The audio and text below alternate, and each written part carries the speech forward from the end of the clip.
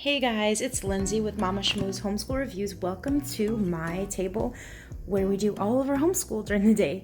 This table is probably a table you see in my Instagram whenever I post us doing homeschool on here, and right now it's nighttime so it's not as bright, but I am able to share with you a homeschool morning basket, and this is a homeschool morning basket that I am using pretty much with things that I have around the house. There's only a couple new things that I purchased during this time being quarantined and staying at the house. This is just a very casual, let's pull stuff together, and this is what we've been using in our morning times.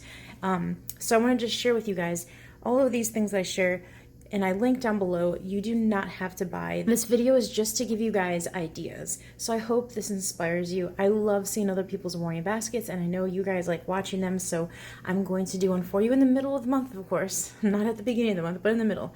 And typically, our morning baskets that I put together that you see are really done within 2 weeks, and then I change them up again because I like change a lot. I can't stick with the same thing for a whole month other than like a unit study. So I will share with you guys what I have. This is a spring story book that I got a long time ago at a thrift store, and I have not read it yet, and because it hasn't been spring. And they have these really beautiful illustrations in here, and I thought it would be a really fun book to read with my kids. For our devotionals, we've been using these two a lot. Lately, what my daughter has been doing is she's been taking upon herself to read us a devotional at morning time while we eat breakfast, and then she actually uses my homeschool Bible, which I don't know if you guys have ever seen, but it's a homeschool Bible. See the hot pink?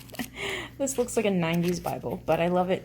It comes in different colors now, and leather and hardcover and softcover, but it's a homeschool Bible that I absolutely love. It's NIV, and there's just, the only reason why it's a homeschool Bible is because there's some encouragement for homeschool moms and dads alike, and prayers, and just typical days that you might need some encouragement. But the reason why I got this out is because when we do the Jesus Calling devotional, she has been looking up the scripture, and this is the first time she's been looking up scripture on her own. So she's 7 years old, and I've never taught her to go into the Bible and look up scripture before. So that is giving her something different to do and to be independent on, and have to be able to help read the scripture for us, which is really, really cool to have her do that for us. This is The New Kid on the Block, poems by Jack Prelutsky. He's hysterical. There's so many funny ones that my kids and I read for poetry tea time, like literally over and over again. So I'm trying to find some new ones in here, and we found some really funny ones. This is a book that I just did a review on, and this is like a must-have in our morning basket. I did a flip through, so I'll link the video down below, but it is basically sharing about kids around the world, and we love it, and it's a great way to do geography. We are doing it along with our history the next few months, so I'm going to keep it in our morning basket. And then here is a sketchbook that I got 2 years ago, and they still have about a quarter left in here to draw in. And let me see. This is my daughter's, but she has been doing, this was, I think, last year. So these are just some of the artwork pieces that she's done from the Art Hub, and you can find Art Hub for Kids online on YouTube. And lately they've been doing lots of sketching during this time, during the past few weeks. And my son too, he has his own sketchbook. And like I said, I've had these sketchbooks for 2 years, so we still have a quarter left in them. So I think they were a really good price. I think I'll try to link the link down below. I don't know if it's the same price, but I think you got two for like 12 bucks or something like that. It was a really good price, and I'm all about good deals. I'm going to share this with you guys. We are using Starfall, Learn to Read, and my son's been reading the phonics books, and he reads, he's still reading the 1st through the 5th books on the top row, and then hopefully soon, in probably another month or so, we'll get to the middle of the books. So it's like different levels. Obviously it gets harder and harder, but we've been enjoying that. And instead of doing a reading lesson, sometimes I'll have him read books. So I give him the option of what he wants to do. We always use these flashcards, and that's what it looks like. It gives you the picture and the pronunciation of the Spanish word, and it has 104 cards. I've been using these since my daughter's been like 2 years old. I think my sister got them for her when she was like a toddler, and we love it. I will be sharing our new homeschool Spanish curriculum in a soon and upcoming video. But what we've been doing for the past few years is flashcards and a very simple Carson DeLosa Spanish book that I've done a review on.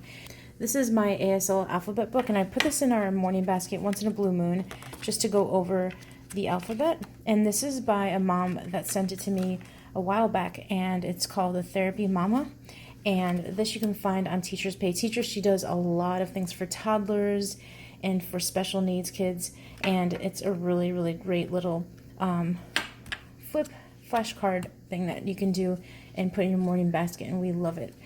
We also have these transformer addition cards and subtraction cards just to go over a couple times throughout the 2 weeks, maybe, and just do math a different way, do mental math. And these I got at the Dollar Tree. Paint by Stickers Kids is a really cool book that I've seen on, I don't know, maybe Instagram or YouTube, I'm not sure, but for years I've seen people get these, and there's these beautiful pieces of artwork that you can make and you could frame. It's so pretty. But my kids do that, or they've been doing it, and this is just a really fun way to use their hand and motor skills. And this is like one of the frogs that my daughter's working on, and these are the stickers that you put on them, and it keeps them super busy and engaged for a long time. And this is just a great inexpensive like activity for them to do. This is another thing by Therapy Momma, and if you have not seen my math manipulatives video, it's been something that people have really been interested in watching lately. I will link it down below, but this is a Therapy Momma flashcard. This you can use a little clothespin, and today he actually used it. He was counting the musical instruments, and then he puts the little clothespin on the number that's correct. And then she also gave me like an animal one as well, which is really cute. So all of these you can find on her website. So I'm going to share with you guys some games that we are going to be doing our morning basket time. This is a Smart Games, and it's from starter to wizard, and there's like 60 different like patterns on here that you have to figure out and put on this little board here. And it's a really, really good logic game for the kids, especially in the morning times or in between breaks when they don't want to do school and they want to just use their hands. This is a great little game to use. We also have Spot It, which is a really cool game that was recommended by a friend of mine, Michelle from A Common Life. She has a great YouTube channel, and you can go check her channel out. You basically have to spot two animals on there that look the same, and they have lots of different themes. We also have a really cheap checkers game from the Dollar Tree, and I need to teach my kids checkers. I've taught my son, but not my daughter yet, and it'll be a fun thing to do together. Then we have Alphabet Bingo, which you can buy anywhere. You can make your own. And then Uno. We love Uno. This is a fun game that we like to do. I'm just going to like put these books in along with my morning basket to share with you guys what we're reading for the next few weeks or so. This one will be done within a few days. It's called Adventures in Odyssey, The Imagination Station. This is the second one. We're starting to read this because we are starting the Middle Ages for Story of the World for history, and I wanted to have a few read out loud books. This one's a really good independent reader for someone that has probably, I would say, a second grade reading level. So we like it. So I've read some chapters, and then my daughter's read some chapters, and it's all about the Colosseum and the Roman Empire and, you know, what's going on, and it wraps like history into a fiction book. And so far so good. It's a very easy read, and it's very descriptive. I wouldn't say it's as good as the Laura Ingalls books, but it's a good book for an independent reader.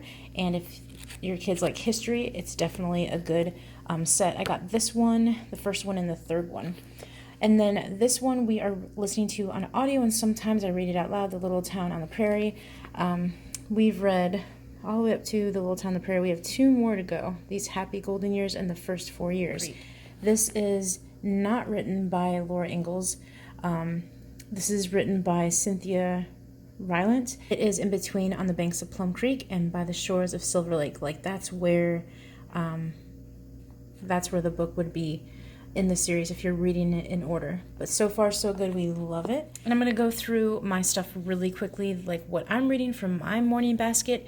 I'm reading a new book that I got from Melissa Michaels, Simple Gathering, 50 Ways to Inspire Connection. So I'm excited to have people over our house soon after all of this is over, and there's just ways to create a really cool atmosphere, lots of beautiful pictures, lots of beautiful ideas and designs and decorations and recipes. And I do have my Julie Bogart that I read all the time throughout the week. Like once in a blue moon, I just pick this up and I read it throughout the day. And this one's the winter edition. I have a fall edition, but I just rotate those. It really doesn't matter, I guess, what edition it is. They do have one for spring and summer, and I haven't gotten those. I just keep on rereading these. They're very encouraging little snippets and encouragements, maybe 1 or 2 pages of motivation, and I always pick this up and I read it once in a while. The Brave Learner, I've already read it.